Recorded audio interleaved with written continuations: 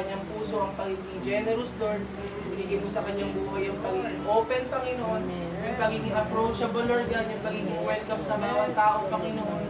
Lord God, may mga nadadala siyang kaluluwa sa iyo at napakahalaga nun sa harapan mo, Diyos.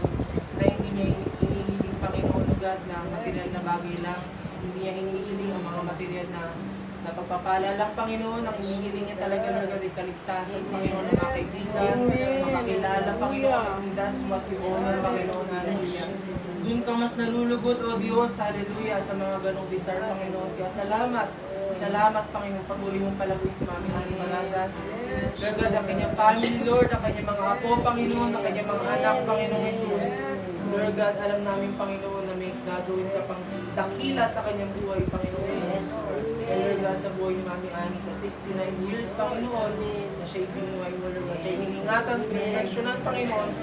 Sabi mo nga sa iyong salita, that the prayer, the upright, is delightful sa harapan mo. Amen. Lord God, gawin mo upright, gawin mo righteous ang puso ni Mami Ani lagi, Lord God.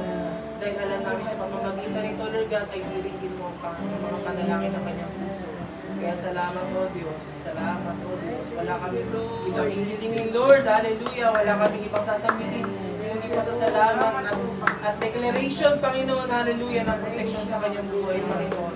Siniselyuhan namin, Lord God, ang kanyang mga plano, Lord God. Hallelujah. Ang kanyang mga desire pa, Panginoon. Ang kanyang mga naisip pa, Panginoon, sa kanyang buhay, sa kanyang ministry, Lord God. Na patuloy mong pagpalain ng kanyang kamay, Panginoon. Na lahat ng kanyang gagawin para sa iyo, Lord God, ay magtatagumpay, Panginoon. Hallelujah. That every desire ng kanyang puso will prosper, Panginoon.